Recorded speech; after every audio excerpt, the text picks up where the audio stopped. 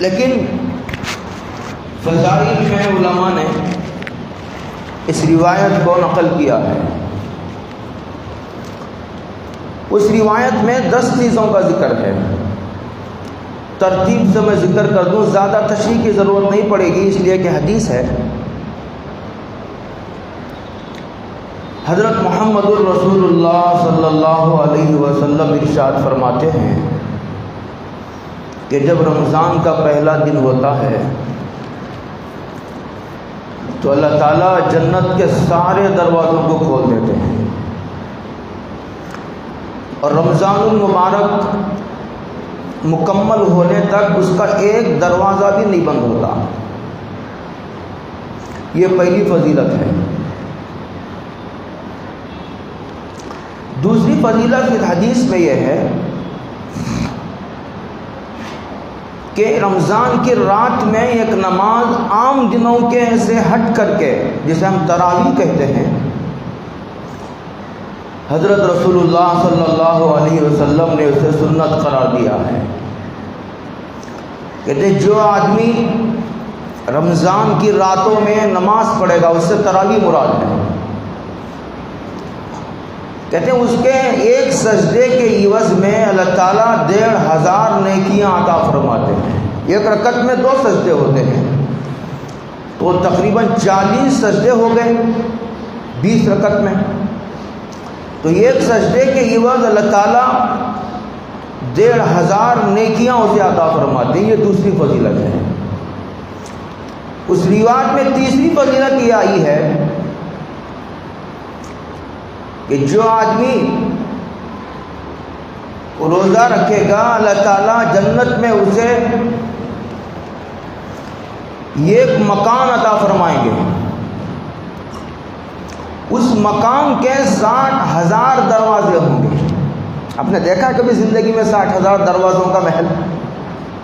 کسی بادشاہ کا نہیں دیکھا ہوگا. حرم میں چلے جائیے کتنے دروازے ہیں، بیت المقدس چلے جائیے کتنے دروازے ہیں. دنیا کی جو بڑی بڑی مسجدیں ہیں سینکڑوں میں گنی جا سکتی ہیں دروازے. ہمارے مسجد کے 5-6 دروازے ہیں. 60,000 دروازے اس گھر کے.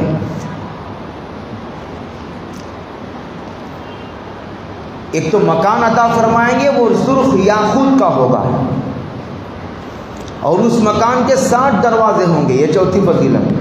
اچھا، وہ ایک ایک دروازے کا ایک ایک الگ محل ہوگا. تو اس کا مطلب یہ ہوا کہ اللہ تعالیٰ روزے دار کو 60,000 محلات عطا فرمائیں گے. یہ بہقی کی روایت ہے، اسی کی تشریح کر رہا ہوں. اس میں 8ویں فضیلت یہ ذکر کی گئی ہے. آج رمضان کا مہینہ شروع ہوا تو ایک آدمی نے پہلا روزہ رکھا. گزشتہ سال بھی رمضان آیا تھا، تو گزشتہ سال جو پہلی تاریخ تھی رمضان کی، وہ تاریخ سے آج کے رمضان کی پہلی تاریخ کے درمیان جتنے گناہ ہوئے ہیں، اللہ پہلے روزے کے بدلے میں سب کو معاف کر دے. یہ 8ویں فضیلت ہے. اس حدیث میں 9ویں فضیلت یہ ذکر کی گئی ہے. ایک آدمی روزہ رکھتا ہے تو روزہ دار کے لیے صبح صادق سے جب روزہ شروع ہوتا ہے 70,000 فرشتے دعا کرتے ہیں، اور غروب آفتاب تک دعا کرتے رہتے ہیں. 70,000 فرشتے. یہ 9ویں فضیلت ہے. 10ویں فضیلت یہ ہے کہ ایک آدمی تراویح کے علاوہ مختلف نمازیں پڑھتے رہتا ہے. نفل بھی پڑھتا ہے، قضا بھی پڑھتا ہے، سنتیں بھی پڑھتا ہے، نمازیں پڑھتا رہتا ہے. رمضان میں لوگ نمازیں زیادہ پڑھتے ہیں. کہتے ہیں ہر سجدے کے عوض میں درخت میں عطا فرمائیں گے. اتنا لمبا چوڑا ہوگا کہ ایک آدمی سواری پر، گھوڑے پر سوار ہو کر 500 برس تک سفر کر رہا ہوگا، تب بھی اس کا سایہ ختم نہیں ہوگا. ایک سجدے کے عوض میں. یہ 10 فضیلتیں ہیں. بہقی کی روایت ہے تو بھائی ضعیف، لیکن ہے روایت ہے کتابوں میں. امام بہقی بہت بڑے محدث ہیں. اس کے علاوہ امام الانبیاء سرور کونین حضرت رسول اللہ صلی اللہ علیہ وسلم نے ارشاد فرمایا، یہ تو 10 فضیلتیں ہو گئی حدیث کی، اس کے علاوہ حدیثیں ہیں کہ ایک آدمی نماز بھی پڑھتا ہے، زکوٰۃ بھی دیتا ہے، ایک آدمی حج بھی کرتا لیکن روزہ نہیں رکھتا، تو کہتے ہیں کہ اس کی نجات کے لیے کافی نہیں ہے، پکڑا جائے گا۔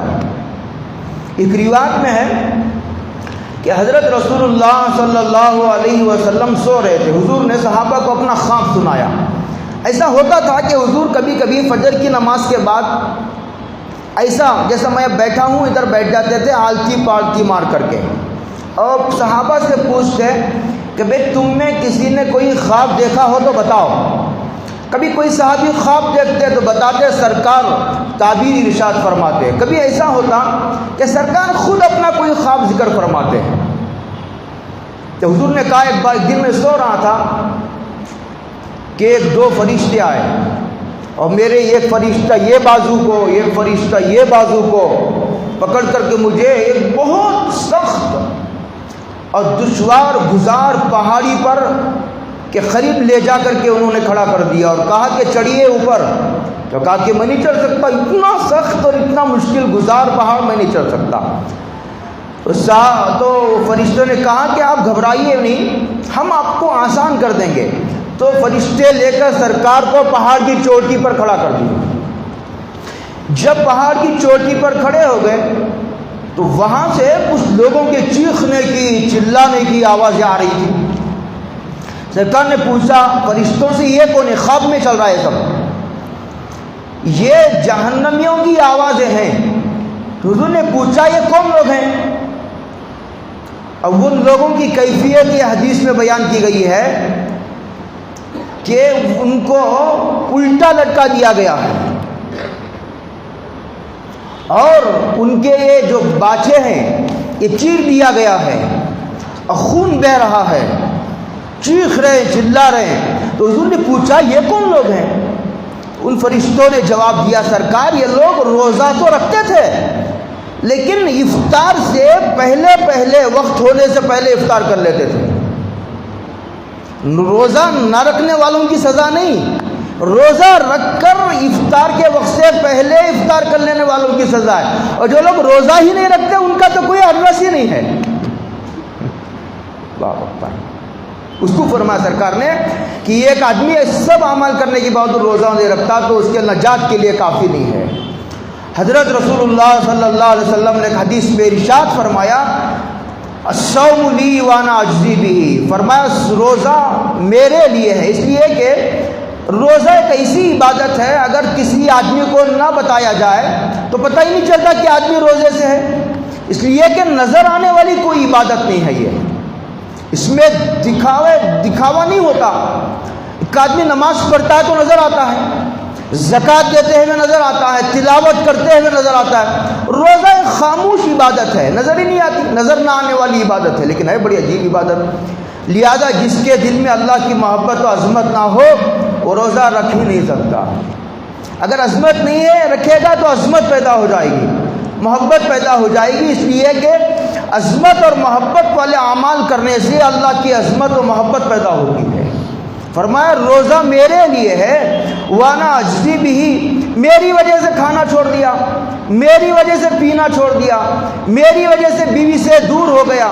تنہائی کے کتنے موقع ملتے ہیں یہ آدمی کو، نہانے جاتا ہے، بیت الخلاء میں جاتا ہے، اکیلا دکان پر بیٹھا ہے، گھر میں اکیلا ہے، کمپنی میں اکیلا ہے، پانی پینے کے کتنا موقع اسے میسر ہے، کھانا کھانے کے کتنی اشیاء فریج میں رکھے ہوئے ہیں، لیکن مجال کے کوئی اسی آدمی کا ہاتھ بڑھ جائے کھانے پینے کی چیزوں کی طرف۔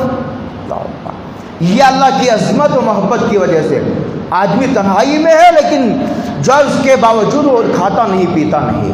فرمایا یہ روزہ میرے لیے ہے، وانا اجزی بہ، اور اس کی جزا میں خود دوں گا۔ کیا دوں گا اس کا ذکر نہیں ہے، جب اللہ دیں گے تو اپنی شان دیں گے، وہ تو وہیں پتہ چلے گا جب ہم جائیں گے آنکھیں بند ہوں گی میدان محشر میں انشاءاللہ۔ ایک حدیث میں سرور کونین حضرت رسول اللہ صلی اللہ علیہ وسلم نے ارشاد فرمایا روزہ مضبوط قلعہ ہے۔ قلعہ کتنا مضبوط ہوتا ہے، دشمن کا قلعہ پار کر کے آنا اتنا آسان نہیں ہوتا. اسی لیے قلعے پر قبضہ کرنا پورے ملک پر، پورے شہر پر قبضہ کرنے کے مترادف سمجھا جاتا ہے. قلعے پر قبضہ کر لینا ایسا ہے جیسا پورے شہر پر قبضہ کر لیا ہو.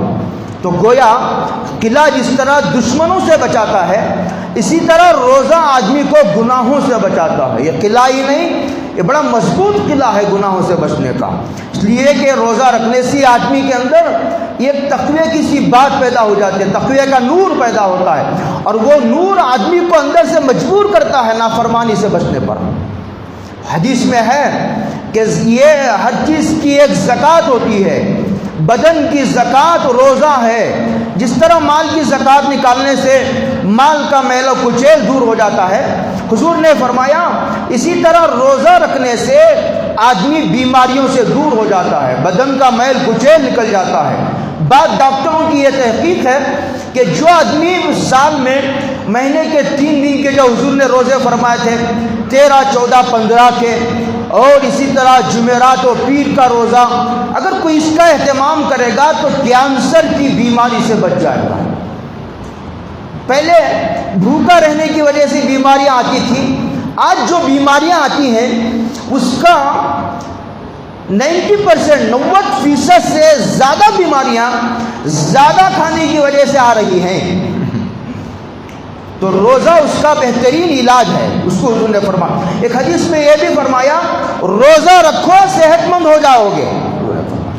ایک حدیث میں سرکار دو عالم صلی اللہ علیہ وسلم نے ارشاد فرمایا جب آدمی روزہ رکھتا ہے، جب رمضان المبارک کا مہینہ مکمل ہو جاتا ہے تو وہ گناہوں سے اس طرح پاک و صاف ہو جاتا ہے جیسے اس کی ماں نے رجا کا یومن ولدت امہ، روایت کے الفاظ ہے جیسا اس کی ماں نے اسے آج ہی جنا ہو.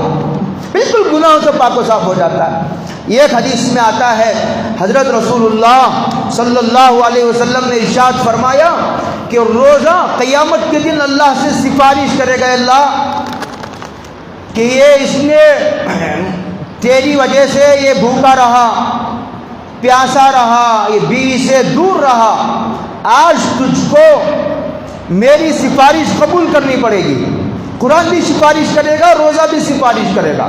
دونوں باتیں حدیثوں میں آئی. اب اس سے جوڑتے چلے جائیے، سب کو پھر پھیلانا آسان نہیں ہے. میں نے تقریباً 10-12 حدیثیں ذکر کی ہیں، ان ساروں کو آپ جوڑیے، اور بھی بے شمار احادیث ہیں. ایک مجلس میں ان پوری احادیث کو ذکر کرنا آسان بھی نہیں ہے اور اتنا وقت بھی نہیں ہے.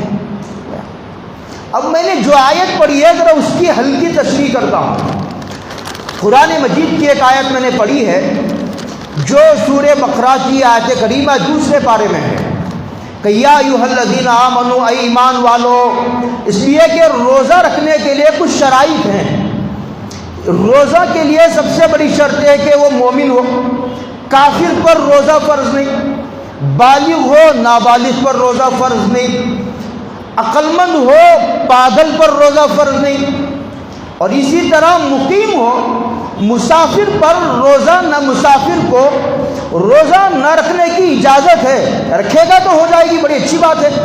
اگر کوئی سفر میں بھی روزہ رکھ سکتا ہو، آج کل تو سفر آسان ہو گئے، ٹرین کا سفر، بسوں کے سفر، فلائٹ کے سفر آسان ہو گئے. اے سی میں آدمی سفر کر رہا ہے، سفر آسان ہو گئے.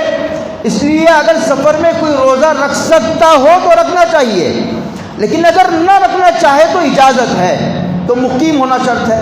اور عورت کا حیض و نفاس سے پاک ہونا شرط ہے. قرآن مجید نے کہا یا ایھا الذین آمنوا، اے ایمان والو، کتب علیکم الصیام، ہم نے تم پر روزوں کو فرض کیا ہے. یہ فرما کتب علیکم الصیام، فرض کر دیا ہے.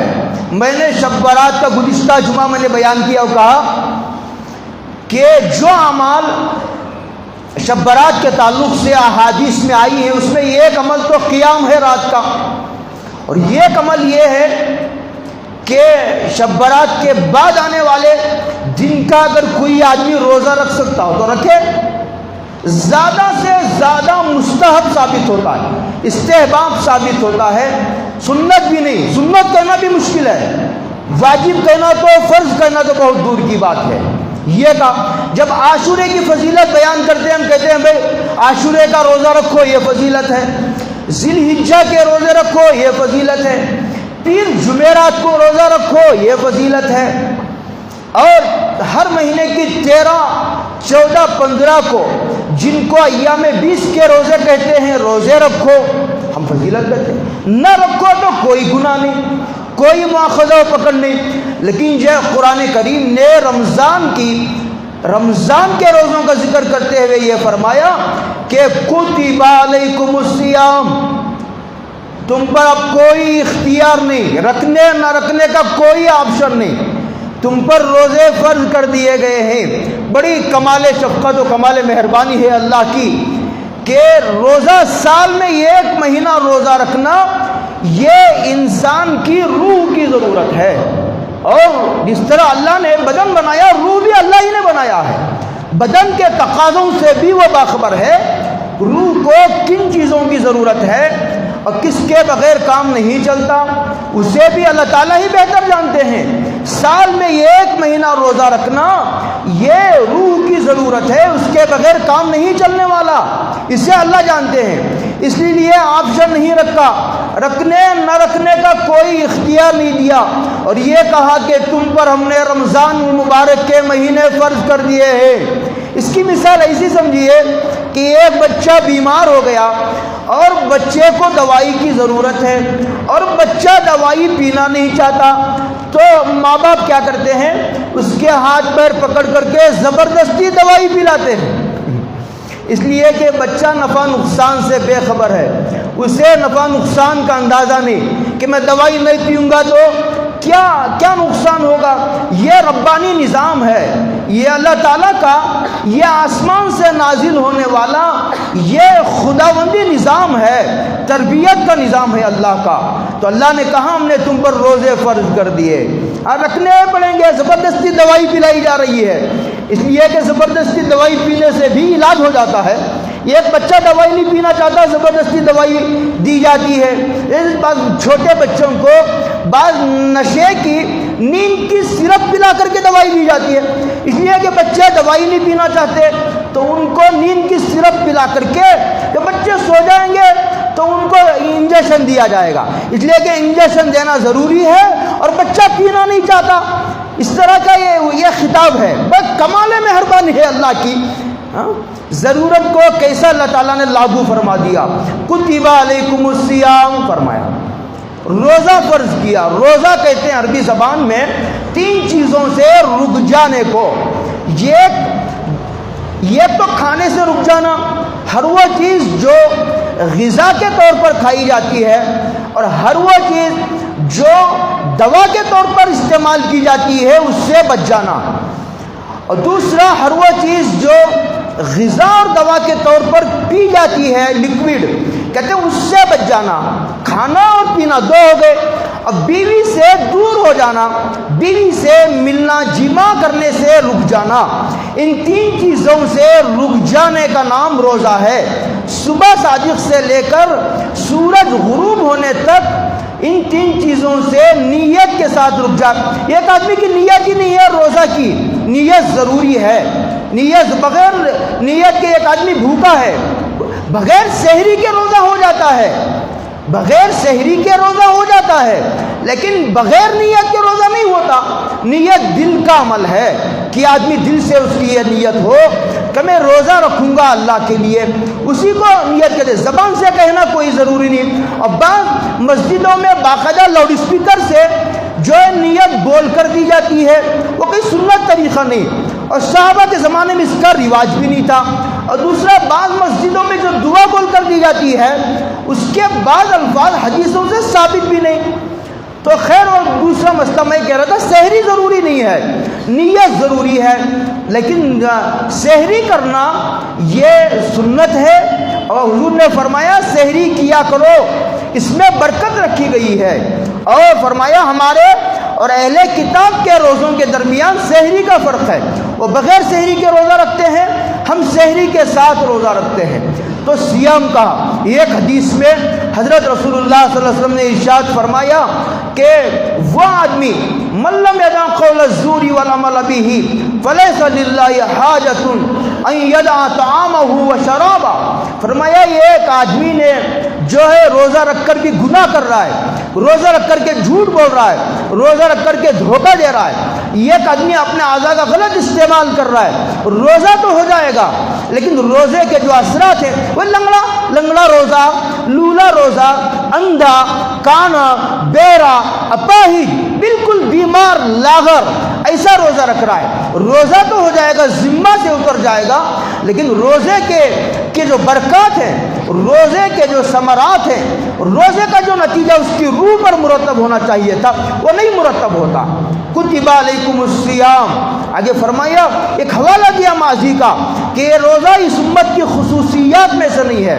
بہت سارے اعمال ایسے ہیں جو اس امت کی خصوصیت ہے, لیکن روزہ اس امت کی خصوصیت نہیں ہے. حضرت آدم سے لے کر حضرت رسول اللہ صلی اللہ علیہ وسلم تک روزہ فرض رہا, یہ فرق ہے. لیکن ایام میں تعداد میں فرق رہا ہوگا, شرائط میں اور کیفیات میں فرق رہا ہوگا, لیکن روزہ فرض رہا. کما کتب علی الذین, حوالہ دیا گیا کہ ہم پہلے سے آزماتے آ رہے ہیں ہر امت پر, یعنی یہ ہر امت کی ضرورت ہے. اس سے آپ اس کی اہمیت اور اس کی ضرورت کا اندازہ لگائیے کہ ہر امت میں روزے کو فرض کیا گیا. کما کتب علی الذین من قبلکم لعلکم تتقون, تاکہ رفتہ رفتہ تم متقی بن جاؤ. اگر روزہ رکھنے سے آدمی کی جو ہے, آدمی کو جب روزہ رکھ کر آدمی حلال چیزوں سے تک بچ جاتا ہے, کھانا حلال, پینا حلال, بیوی سے ملنا حلال, لیکن ایک آدمی اللہ کے لیے کھانا چھوڑ دیا, پینا چھوڑ دیا تو عادت پڑ جائے گی, اسے رفتہ رفتہ عادت پڑے گی, جو ہے گناہوں سے بچنے میں مدد ملے گی. اس کو فرمایا لعلکم تتقون ایام معدودات. دو باتیں فرمائی. دیکھو رمضان کا روزہ فرض ہے اور رمضان میں ہی رکھنا ضروری ہے, اس لیے کہ رمضان میں کیا برکتیں ہیں, اس وقت میں کیا, جیسے حج خاص دنوں میں فرض ہے, اسی طرح قربانی خاص دنوں میں فرض ہے, اعتکاف خاص دنوں میں سنت مؤکدہ ہے. اسی طرح روزہ رکھنا بھی فرض ہے, رمضان ہی میں رکھنا ضروری ہے. یہ آدمی کہے گا بھائی مجھے بہت کام ہے رمضان میں, میرے امتحان کے دن ہے, بھائی مجھے فلاں کام ہے, فلاں سفر ہے, اس رمضان کے روزے شوال میں رکھ لیں گے, اس رمضان کے روزے کو ہم حج کے دنوں میں رکھ لیں گے, ہم حج کو جا رہے ہیں تو رمضان کے روزے ہم حج میں پورے کر لیں گے, 40 دن سفر میں رہیں گے, یہ 1 مہینہ حج کا سفر بھی ہو جائے گا, روزے بھی پورے ہو جائیں گے. نہیں چلے گا, روزے رکھنا بھی ضروری ہے, رمضان کے مہینے میں رکھنا ضروری ہے. دوسرا مفسرین نے یہ لکھا ایام معدودات, اللہ اگر چاہتے تو 6 مہینے کے روزے فرض کر دیتے, لیکن اللہ نے فرمایا کہ جن گنے چنے دن, سال میں 1 مہینہ روزہ رکھنا کیا مشکل ہے. ایام معدودات, چاہے مہینہ 30 کا ہو چاہے مہینہ 29 کا ہو, روزہ رکھنا پڑے گا. ایام معدودات. آگے فرمایا فمن کان منکم مریضا او علی سفر. لیکن یہ اللہ کی کمال مہربانی دیکھیے, اللہ کہتے ہیں کہ تم میں جو آدمی بیمار ہے, یہ بھی کہہ سکتے تھے زندہ رہو چاہے مر جاؤ, لیکن روزہ رکھنا پڑے گا. اگر یوں کہہ دیتے تو اللہ کا کیا قصور تھا, بندہ اللہ کا ہے. جیسے اللہ کہتے ہیں جاؤ جہاد میں جاؤ, تم مرو گے تو مرو گے تو کیا ہوگا, زیادہ سے زیادہ نقصان, میرے پاس آ جاؤ گے, اور میرے پاس آنا دنیا میں رہنے سے بہتر ہے. اسی طرح اللہ, لیکن اللہ نے کہا کہ تمہاری کمزوری کو میں جانتا ہوں, تمہاری استعداد و صلاحیتوں سے میں باخبر ہوں.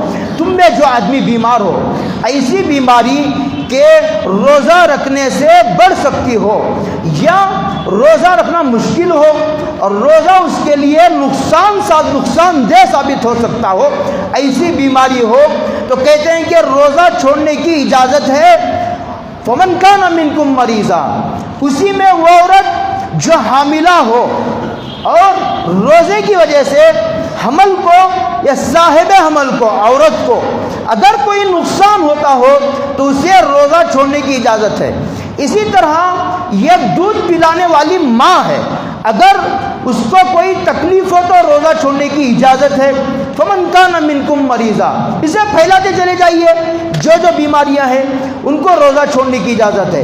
او علی سفر، یا کوئی آدمی سفر پر ہے، سفر سے چھوٹا سفر نہیں، وہ سفر جتنے لمبے سفر کی وجہ سے 4 رکعت والی نماز 2 رکعت پڑھنا ضروری ہو جاتا ہے، جسے قصر کہا جاتا ہے، یعنی تقریباً 80 کلومیٹر دور کے سفر کا اگر ارادہ ہو تو روزہ نہ رکھنے کی اجازت ہے، روزہ چھوڑنا ضروری نہیں۔ او اعلیٰ سفر، تو کیا کریں گے؟ روزہ نہ رکھیں گے لیکن فعدۃ من ایام اخر۔ اسی طرح ایک عورت کو حیض آ گیا، یہ ایک عورت کو بچہ پیدا ہو گیا، بچہ پیدا ہونے کے بعد جو خون آتا ہے اس کو نفاس کہتے ہیں، اور ہر ماہ جو خون آتا ہے ماہواری اس کو حیض کہتے ہیں۔ ان دونوں صورتوں میں عورت ناپاک ہے۔ اس صورت میں جو نمازیں چھوٹ جاتی ہیں وہ نمازیں معاف ہیں، لیکن روزہ رکھ نہیں سکتی، لیکن روزے معاف نہیں۔ رمضان کے بعد ان روزوں کی قضا کرنا ضروری ہے۔ کیا کہا قرآن نے؟ فعدۃ من ایام اخر۔ رمضان کے بعد عذر پیش آ گیا تھا، رمضان کے بعد جتنے روزے چھوٹ گئے ہیں ان کی قضا کرو۔ ترتیب بھی ضروری نہیں اور تسلسل ضروری نہیں۔ 10 روزے چھوٹ گئے تو کنٹینیو 10 رکھنا ضروری نہیں۔ ایسا ہو سکتا ہے کہ یہ ہفتے 2 رکھ لیا، آئندہ ہفتہ 1 رکھ لیا، میرے سال بھر میں ان روزوں کو مکمل کر لو۔ وَعَلَى الَّذِينَ يُطِيقُونَهُ فِدْيَةٌ طَعَامُ مِسْكِينٍ، یہ بیمار ایسا ہے کہ صحت واپس آنے کی گنجائش نہیں ہے، ایسا بیمار ہے، ایک ایسا بوڑھا ہے پھر صحت مند ہونے کی امید نہیں ہے۔ کہتے ہیں ان دونوں کے بارے میں کہ وَعَلَى الَّذِينَ يُطِيقُونَهُ فِدْيَةٌ طَعَامُ مِسْكِينٍ، تو وہ کیا کرے گا؟ طاقت ہی نہیں، صحت واپس آنے کی امید نہیں، بوڑھے کے جوان ہونے کی امید نہیں، کھوسٹ بوڑھا ہے، اسے عربی میں شیخ فانی کہتے ہیں۔ تو علماء نے فرمایا کہ وہ ہر روزے کے بدلے میں ایک فدیہ دے گا۔ فدیہ کیا ہے؟ صدقہ فطر جو 1.25 کلو دیا جاتا ہے اس کی قیمت دیں گے، یہی فدیہ صدقہ۔ دیکھو، روزے کا اور نماز کا اور صدقہ فطر، ان تینوں کی مقدار ایک ہے، روزے کی، نماز کی اور صدقہ فطر کی۔ وَعَلَى الَّذِينَ يُطِيقُونَهُ فِدْيَةٌ طَعَامُ مِسْكِينٍ۔ وقت ہو گیا، اور بھی تفصیلات باقی ہیں، آیت کی اور تشریح، لمبی چوڑی تشریح باقی ہے، اور احادیث ہیں جن کی تشریح باقی ہے، زندگی باقی رہی۔ انشاءاللہ آئندہ جمعہ تفصیل عرض کی جائے۔